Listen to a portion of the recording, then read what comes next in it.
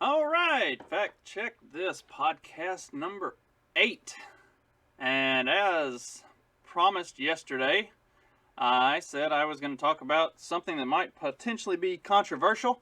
I want to talk about the who should be allowed to vote. And the reason I say it's going to be controversial is because I very much do not think every individual should have everyone should have the right to vote. I don't think everyone should be allowed to vote. And I will get into that a little bit more. First, I wanted to kind of start off and talk about how things were at the founding of the country. And there's all kinds of fun things like the 1619 Project and all of that pretend that the country was just fundamentally racist at its founding, which is so fucking ridiculous.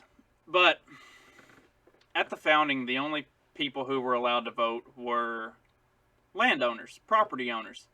And there's a good reasoning behind that, and a reason that I think that's something that maybe not necessarily property owners per se, as it was defined at that time, but having some ownership of something. Like the idea behind that is if you own stuff, you are a contributing member of society. You have a vested interest in what's going on, so you're going to be more likely to actually care about who you vote for and what they represent and what they stand for and what they're going to do to ensure that your vote is worthwhile and that it's going to serve you and serve your interests and help protect you and your property. And that's it's a very strong libertarian idea and concept is property rights, because we all, to some extent, or many of us, own property of some sort. I have a house, I have a truck, my wife has a car, we have savings accounts, bank accounts. We have all these things that belong to us that we own. But the problem that we have with the way the government has manipulated and twisted it all around is the government has taken away our actual ownership, and through excessive taxation of everything, they've turned it all into basically a lease agreement with the state. And that's bullshit. Like, at no point in the founding of the country was that intended.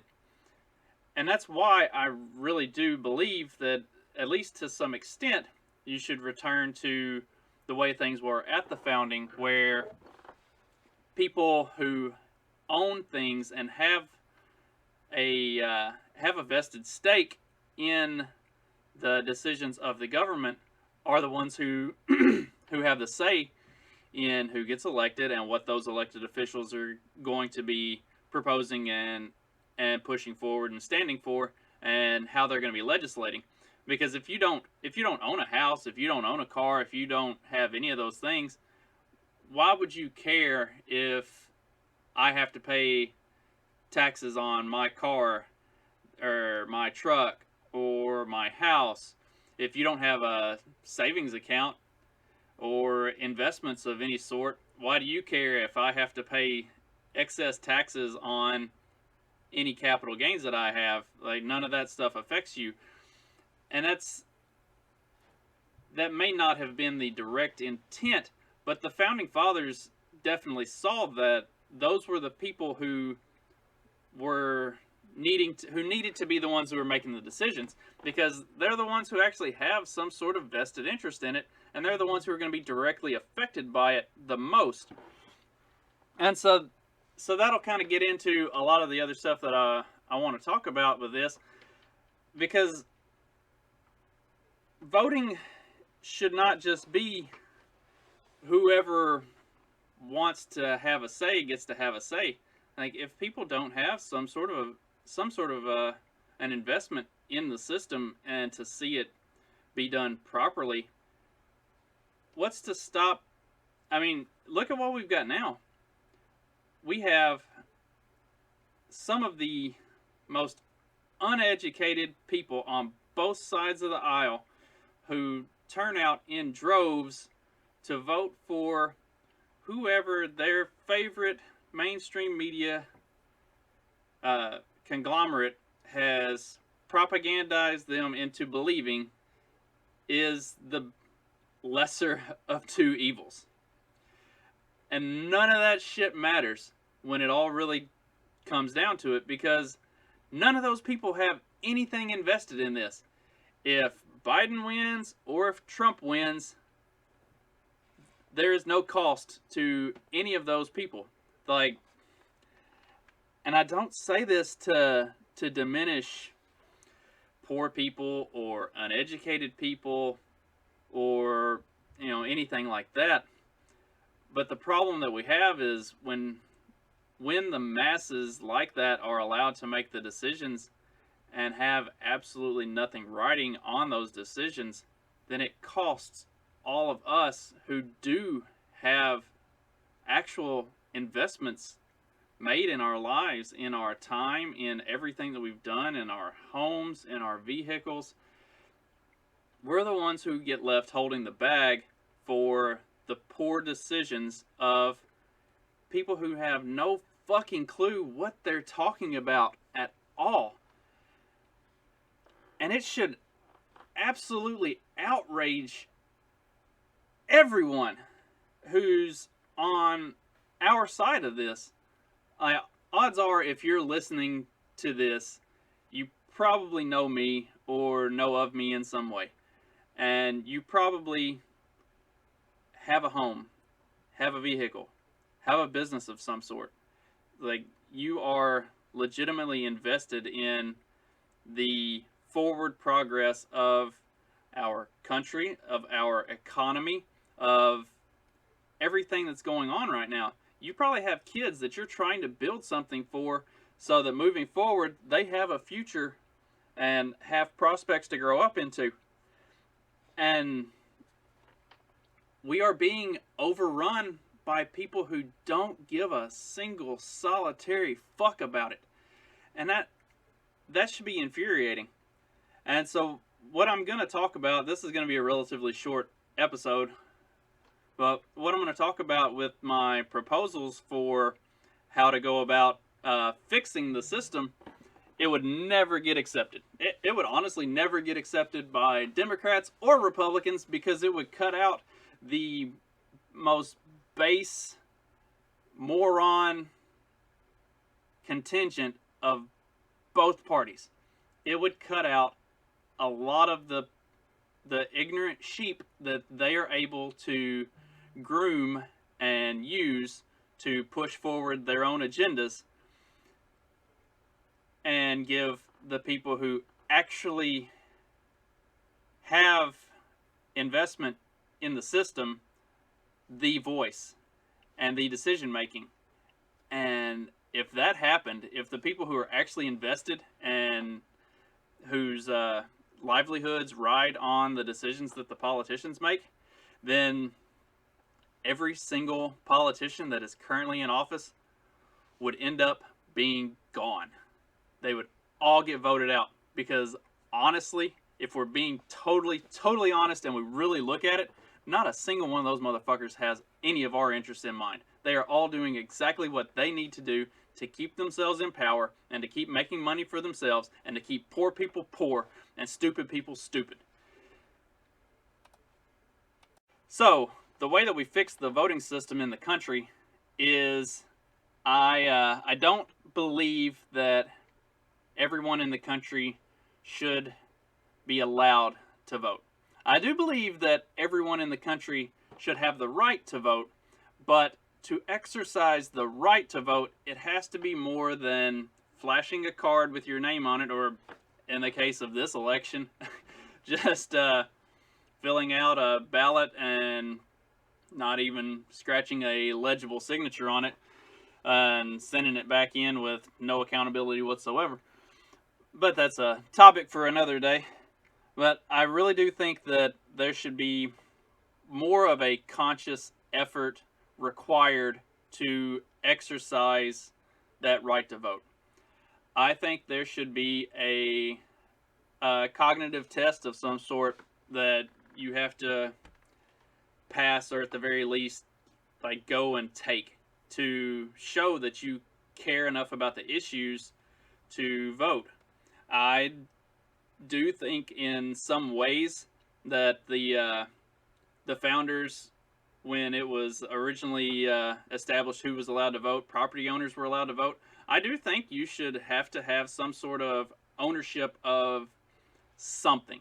If it's a house, land, a vehicle, uh, hell, a savings account, investment account of some sort, like, you should have some ownership of something that that invests you into the system, that you actually have some skin in the game and you've got something writing on it, that if the people that you elect do a shitty job and don't actually represent your interests, that you could actually be hurt by that, that it could have a negative effect on you. That way, people have to actually look into the issues and have to actually look at the candidates and try to decide, like, which one of these is really the best one that's going to represent my interests and is going to make me prosperous by what they do. See, with allowing literally every Tom, Dick, and Harry to vote, we have allowed people who don't have anything writing on it. Like, if you don't have, if it doesn't matter who wins and nothing is going to change for you one way or the other, then you're just going to go vote for whoever's name you've heard the most, or whoever the corporate press has told you is the lesser of the two evils, or you'll vote against the person who you perceive as the bad guy without knowing anything about the person.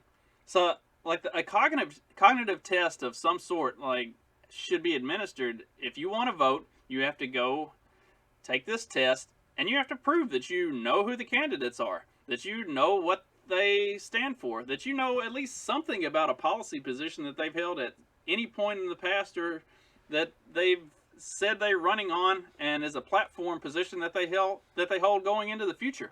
That there has to be some level of accountability for the voter, because right now there is none. There is absolutely none, and it shows up. It shows up a lot in the.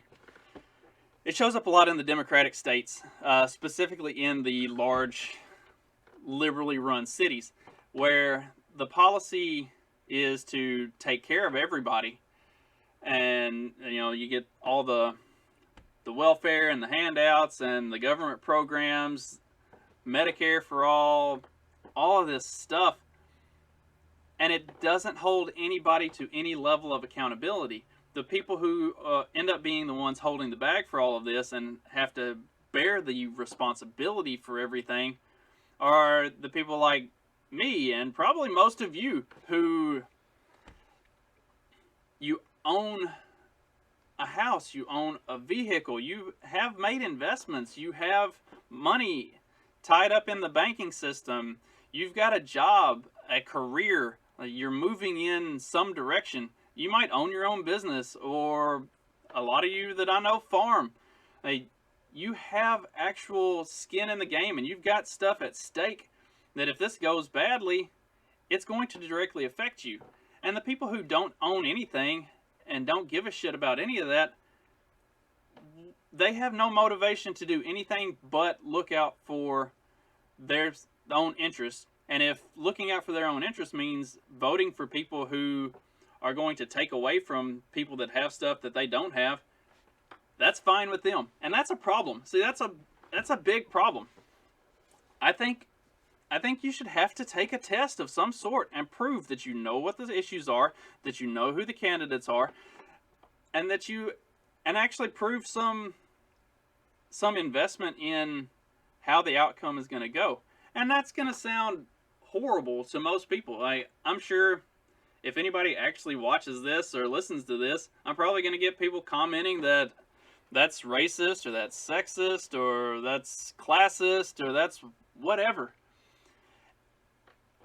I don't think it is. I sincerely don't believe that expecting people to do some homework and know what the issues are and know who the candidates are is racist or classist.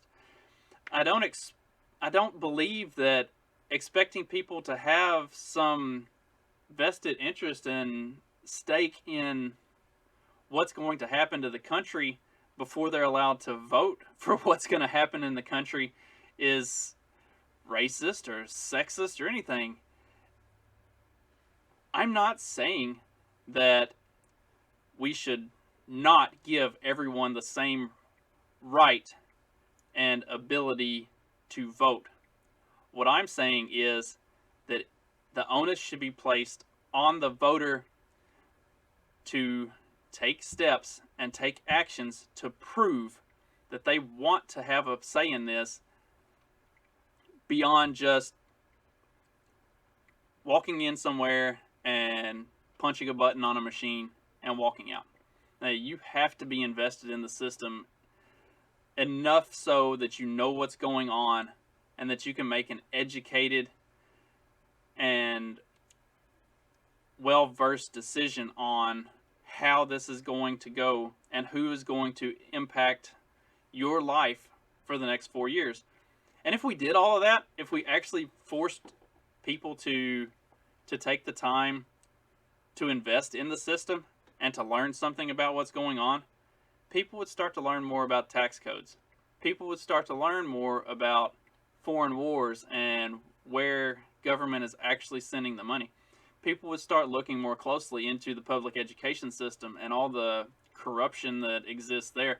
People would start looking a lot more closely into some of these public sector government unions and the way their pensions are handled and the way they just rob us hand over fist and all of the corruption and the waste, the excessive waste of money that goes throughout all of the government systems. Like, if we, the voters, were forced to make an effort to look at that stuff first before just going and punching a button or checking a box on a ballot, a lot of this stuff would get changed. And the reason that on a national and even a state level or even a local level, that none of the stuff that I'm talking about would ever actually come into existence is because every politician on the planet knows that if we, the voting people, were required to make informed decisions and actually start looking into what they're doing, we would vote every one of those motherfuckers out right now. We would get rid of them in a heartbeat because none of them are actually serving our interests. They're all serving their own interests. If you have a better idea for how to go about voting, I really want to hear it. I want this podcast and these videos to be something that spurs conversation. I want people to get in on the Peddling Fiction podcast private Facebook group, and when we have the video calls, get on and let's talk about this stuff. We had great conversation over the weekend or last Friday evening about all kinds of different political topics, and this could be one of them that people get in on and talk about. Outside of that, a lot of different people I know within libertarian circles, we text each other and talk about it. Zach Lorenzotti of Lorenzotti Coffee, he and I have conversations about this kind of stuff, this exact topic, as a matter of fact. We should be using these platforms and of social media not to fight with each other, but to have conversation and talk about where we go moving forward and how we fix the system, because it is broken. And I think this election cycle has proven without a doubt to everyone paying any attention that it is totally broken. And now we got to talk about how we fix it. And that only happens by these conversations being brought up. I think this is a way to fix it. What do you think? Shoot me a message. Subscribe to the podcast. Actually, go subscribe to other podcasts. Don't subscribe to mine. There are way better ones out there. My Facebook, I posted a whole list of links to stuff that you should definitely be following and the places you should be getting your news. And it is not me. I am just a promoter of those. So go check all of those out. And in the meantime, hope you all have a good day. I'll try to get another one of these out sometime in the next couple days. But if I don't, have a good one.